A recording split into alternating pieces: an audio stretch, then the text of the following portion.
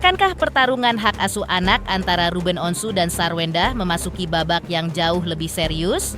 Di tengah konflik yang terus menyita perhatian publik, seperti apa Komisi Perlindungan Anak Indonesia atau KPAI turut memberikan perhatian khusus terhadap perkara ini? Apa yang sebenarnya menjadi pertimbangan Ruben Onsu hingga memilih menempuh jalur hukum untuk memperjuangkan hak asuh anak? Dan benarkah langkah tersebut dinilai sebagai upaya yang sah dan sesuai dengan mekanisme hukum yang berlaku? Lalu fakta apa saja yang nantinya akan diuji di ruang sidang? Benarkah ada dugaan eksploitasi dan pelibatan anak dalam aktivitas siaran langsung yang menjadi salah satu poin penting dalam gugatan tersebut? Tak hanya Ruben Onsu. Seperti apa pula pihak KPAI tanggapi kedatangan Sarwendah ke KPAI dalam waktu yang berdekatan? Benarkah ada kekhawatiran terkait dampak pemberitaan yang terus berkembang terhadap kondisi psikologis dan kenyamanan anak-anak? Lalu apa hasil dari serangkaian pertemuan yang dilakukan oleh kedua belah pihak di KPAI? Benarkah ada sejumlah hal penting terkait nafkah, hak asuh, dan masa depan anak yang kini menjadi perhatian khusus? Lantas, apakah gugatan hak asuh ini memang menjadi jalan yang paling tepat untuk mencari kepastian hukum? Pemirsa, bersama Intens Investigasi, kami hadirkan kabar terkini, terpercaya, dan teraktual. Tetapi sebelumnya, jangan lupa untuk like, subscribe, dan juga share channel YouTube ini.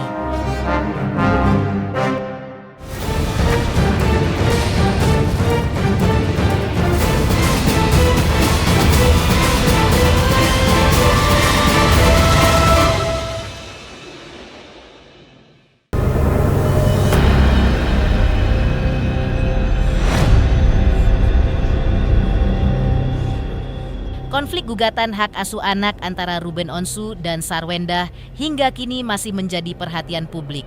Di tengah sengketa yang terus bergulir, Komisi Perlindungan Anak Indonesia atau KPAI turut memberikan pandangannya terkait perkara yang kini memasuki babak yang semakin serius.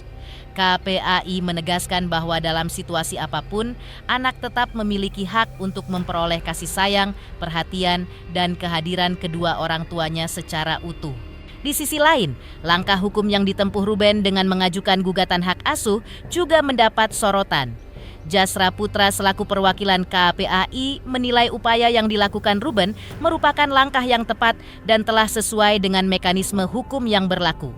Menurutnya, setiap orang tua memiliki hak untuk mengajukan permohonan ataupun perubahan hak asuh melalui jalur pengadilan apabila merasa memiliki alasan dan dasar yang dapat dipertanggungjawabkan secara hukum. Pernyataan tersebut menjadi menarik karena sebelumnya hak asuh anak diketahui berada di tangan Sarwendah. Pertama, tentu setiap orang tua memiliki hak untuk mengasuh anak, dan begitu juga sebaliknya, setiap anak memiliki hak untuk dekat dengan orang tua, berinteraksi dengan orang tua, dan tentu tidak ada istilah mantan anak ya.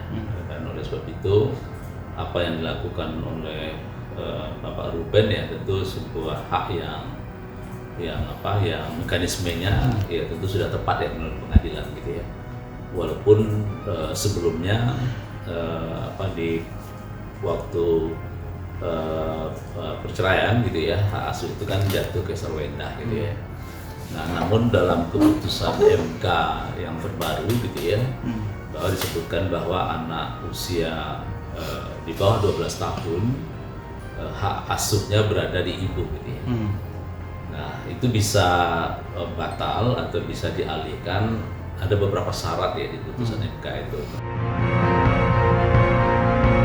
Pertama, orang tuanya terhalang ya, tidak bisa melakukan pengasuhan karena mengalami tindak pidana atau dipenjara gitu ya. Kemudian yang kedua, orang tua ini melakukan kekerasan gitu ya, atau melakukan tindakan-tindakan mencederai hak anak itu sendiri. Nah, yang ketiga, situasi kesehatan yang tidak sehat, misalnya gila dan seterusnya gitu ya, dan itu tentu harus dibuktikan ya dengan profesi sesuai dengan profesi yang bersangkutan gitu ya, atau kalau menyatakan soal kesehatan ya tentu ada dokter ya yang menyatakan demikian gitu ya. Nah, ini beberapa syarat di keputusan MK itu kami belum tahu gitu ya apakah syarat-syarat tersebut gitu ya mencukupi. Itu kami akan tunggu ya dari hasil proses sidang di pengadilan ya. Dan termasuk juga tentu kami akan memantau ya hasil proses-proses sidang tersebut. Dalam gugatan hak asuh yang diajukannya, Ruben Onsu disebut memasukkan sejumlah poin yang akan dijadikan dasar pertimbangan dalam persidangan. Salah satu yang menjadi sorotan adalah dugaan eksploitasi anak yang dikaitkan dengan aktivitas siaran langsung di media sosial yang melibatkan anak-anak dan diduga memiliki unsur komersil. Dugaan inilah yang kini ikut menjadi perhatian karena menyentuh aspek perlindungan anak yang diatur dalam peraturan perundang-undangan. Menanggapi hal tersebut, pihak KPAI menilai bahwa setiap bukti yang berkaitan dengan dugaan pelibatan anak dalam aktivitas siaran langsung, terlebih jika terdapat unsur komersil, dapat diajukan dan diuji dalam proses persidangan. Lebih jauh, KPAI mengingatkan bahwa apabila terbukti terdapat tindakan yang mengarah pada eksploitasi anak, maka persoalan tersebut tidak hanya berkaitan dengan sengketa hak asuh, tetapi juga dapat menyentuh aspek hukum pidana yang memiliki konsekuensi tersendiri. Namun kami sebetulnya mendorong juga ya kalau memang ada dugaan eksploitasi terhadap anak gitu ya. Dan ini kan ada tindak pidananya ya di Undang-Undang Perlindungan Anak itu disebutkan setiap orang ya dilarang menyuruh, mengikut sertakan ya dan mengeksploitasi anak ya. Dan itu ada ancaman pidananya gitu ya, kalau memang itu ada dugaan gitu ya. Nah, namun kalau dalam proses pengadilan ya itu nanti hakim akan menguji itu gitu ya. Akan menguji apakah terjadi dugaan itu ya. Namun kalau di pidana ya itu ada proses di kepolisian sebetulnya gitu ya. Seperti diketahui, sebelumnya Ruben Onsu bersama kuasa hukumnya, Minola Sebayang, telah mendatangi kantor KPAI untuk menindaklanjuti laporan yang lebih dahulu mereka sampaikan. Menanggapi perkembangan laporan tersebut, pihak KPAI mengungkapkan bahwa hingga saat ini mereka masih melakukan kajian terhadap berbagai informasi dan materi yang telah diterima. KPAI menegaskan bahwa proses yang sedang berjalan memerlukan penelaahan secara cermat sebelum lembaga tersebut mengambil sikap ataupun menyampaikan pandangan lebih jauh terkait perkara yang tengah dipersoalkan kedua belah pihak. Di saat yang sama, KPAI juga memilih menunggu jalannya proses persidangan yang akan menjadi ruang utama untuk menguji seluruh dalil, bukti, dan keterangan yang diajukan masing-masing pihak. Ya, kita sebetulnya terus melakukan kajian ya, dan termasuk juga melihat data-data yang diberikan gitu ya. Namun kami juga merekomendasikan juga, terutama kemarin kepada pengadu ya, kalau memang misalnya mengakses layanan di pemerintah daerah setempat gitu ya. Misalnya kalau memang dibutuhkan pendampingan psikologis anak gitu ya, pendampingan agar anak Anda ini tidak mengalami situasi yang berdampak buruk ya, terkait apakah terkait pemberitaan, terkait situasi-situasi pembulian gitu misalnya gitu ya.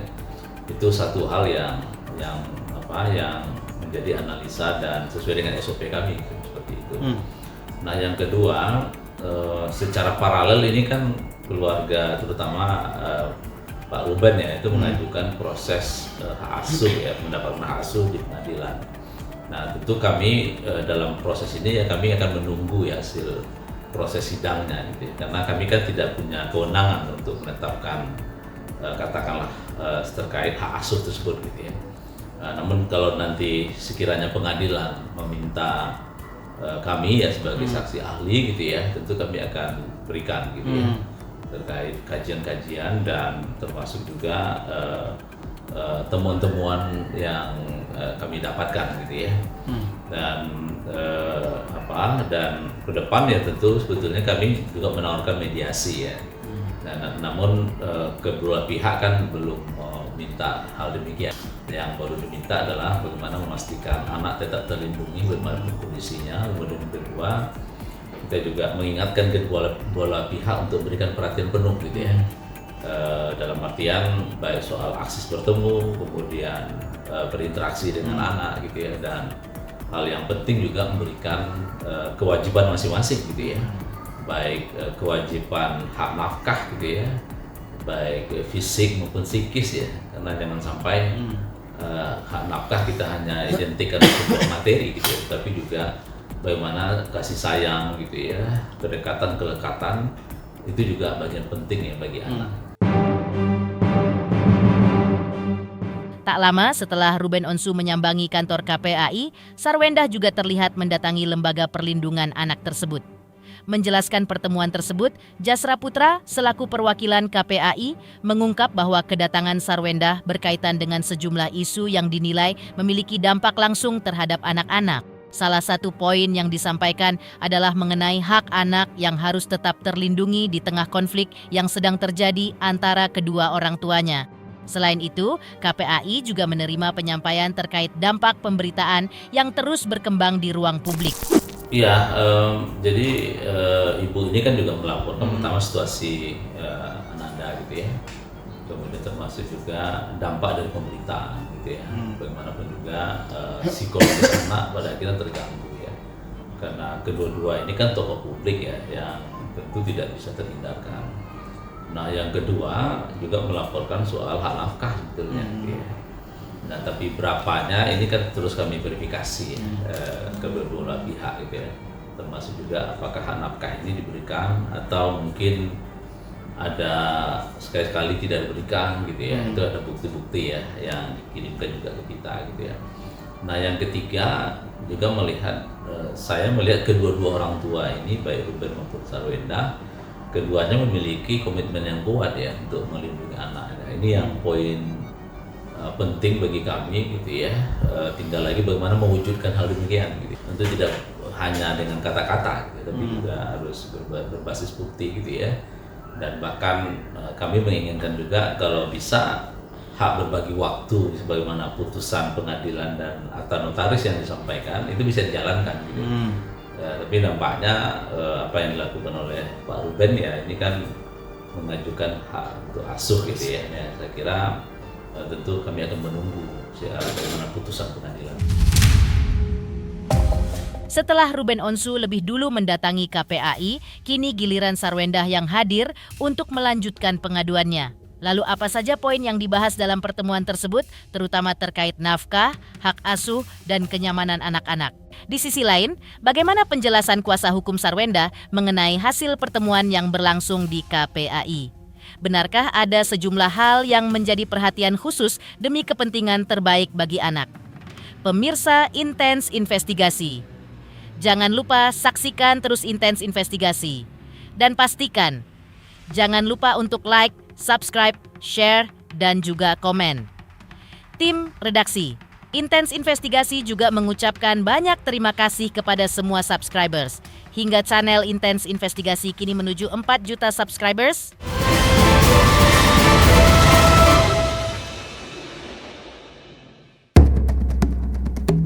Pemirsa Intens Investigasi, konflik pasca perceraian antara Ruben Onsu dan Sarwendah memang tak lagi sekadar menjadi perdebatan di ruang publik. Sengketa yang berpusat pada persoalan anak-anak mereka mulai merambah ke ranah yang lebih serius. Setelah Ruben lebih dulu diketahui mendatangi KPAI pada 22 Juni 2026 untuk menyampaikan aduan terkait hak asuh anak, fakta terbaru mengungkap bahwa pihak Sarwendah ternyata juga telah mengambil langkah serupa. Bahkan melalui kuasa hukumnya, Chris Samsiwu, pihak Sarwendah mengklaim telah lebih dahulu mengirimkan surat pengaduan resmi ke KPAI pada 21 Juni 2026. Bunda, sehat alam.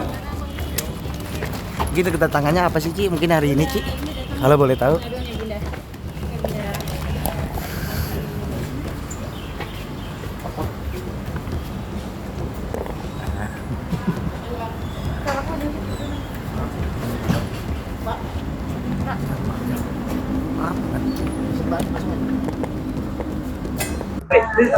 Ayo dikit. Dikit sih. Bentar aja nih. Ayo bang. Ayo dikit sih. Ayo sih. Nggak apa-apa, nanti kedatangan hari ini gimana? Gimana hari ini? Gimana sih? Maaf ya. Jalan dulu yuk. Oke, dikit aja sih, dikit aja. Oke, dikit aja bang. Gimana bang? Gimana sih? Dikit aja sayang. Dikit aja. Dikit aja mbak. Hati-hati ya. Lagi hujan kalian nanti kena kamera. Kena kamera kan nanti. Gimana sih? Udah belum datang ke sini?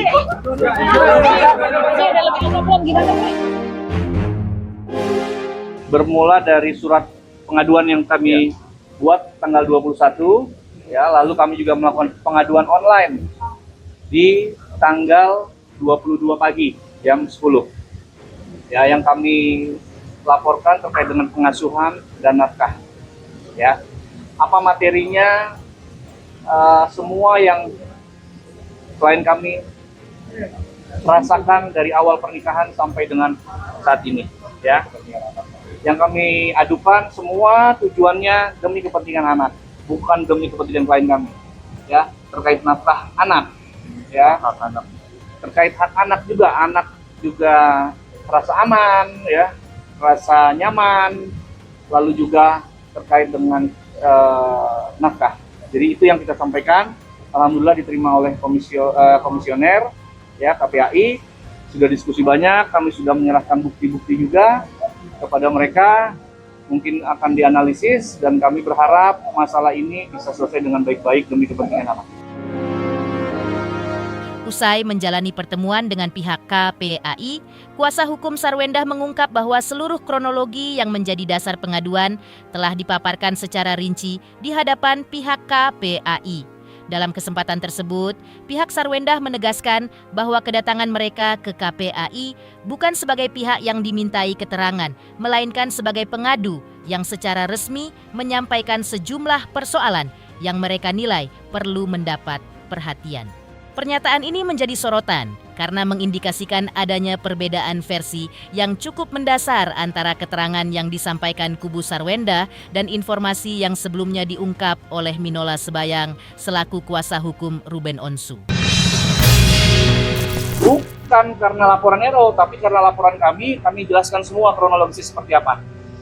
Ya, jadi kami datang ke sini bukan karena panggilan sebagai pengadu, ya, bukan pengadu. Ya, sebagai pengadu, karena kami sampaikan fakta yang mungkin berbeda dengan apa yang disampaikan Bang Minola, tapi kami hormati, nanti biar yang menilai adalah lembaga yang independen. Langkah Ruben Onsu menggugat hak asuh anak turut mendapat sorotan dari pakar hukum. Menurut Jainuddin, benarkah upaya hukum yang ditempuh Ruben merupakan langkah yang tepat untuk memperjuangkan hak dan kepentingan anak? Tak hanya itu, Jainuddin juga menyoroti isu yang belakangan ramai diperbincangkan terkait keterlibatan anak dalam aktivitas siaran langsung untuk berjualan. Lalu bagaimana pandangan hukumnya mengenai persoalan tersebut? Pemirsa Intens Investigasi, jangan lupa saksikan terus Intens Investigasi dan pastikan jangan lupa untuk like, subscribe, share, dan juga komen.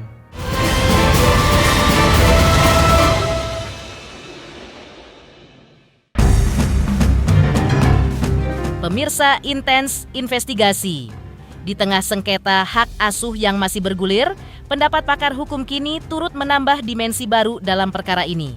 Ya, Jainuddin menilai langkah hukum yang ditempuh Ruben Onsu terkait gugatan hak asuh anak merupakan langkah yang sah dan memiliki dasar untuk diuji di hadapan majelis hakim. Menurutnya, setiap fakta yang berkaitan dengan pola pengasuhan dan kepentingan terbaik bagi anak dapat menjadi bahan pertimbangan dalam proses persidangan. Tak hanya itu, Jainuddin juga menyoroti dugaan keterlibatan anak dalam aktivitas berjualan melalui siaran langsung di media sosial.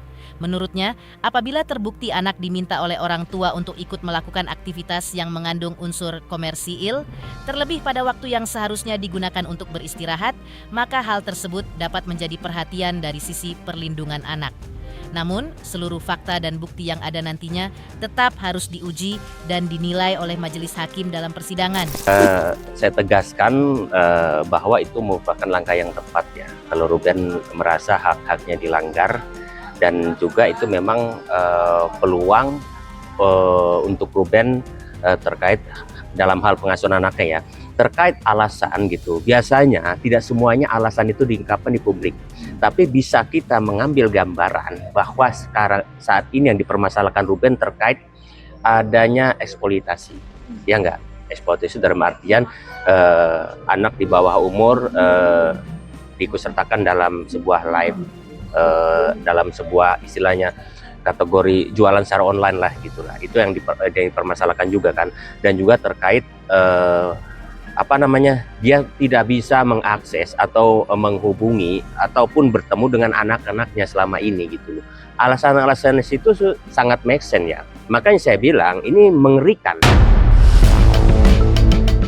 Bukan mengerikan dalam rangka apa? Karena kalau saya lihat apabila kesiapan Sarwenda gitu loh, termasuk tim kuasa hukumnya tidak mampu gitu loh memberikan bantahan atau memberikan bukti gitu terkait apa yang dituduhkan oleh Ruben, itu bisa dimungkinkan gitu loh hak asuh itu berpindah. Kalau secara undang-undang memang tidak boleh gitu loh eksploitasi itu, tapi eksploitasi kan nanti harus dibuktikan sejauh mana. Kan ada ininya juga kan seperti itu. Kalau memang benar-benar anak itu diminta untuk live, paling nggak itu kan mau nggak mau live jualan di online itu bekerja seperti itu gitu loh. Itulah yang dimaksud dengan mengeksploitasi anak. Dan kalau memang terbukti, nanti majelis hakimnya akan menilai ya, bisa jadi itu jadi pertimbangan nanti untuk gugatan Ruben. Pemirsa Intens Investigasi, jangan lupa saksikan terus Intens Investigasi. Dan pastikan, jangan lupa untuk like, subscribe, share, dan juga komen.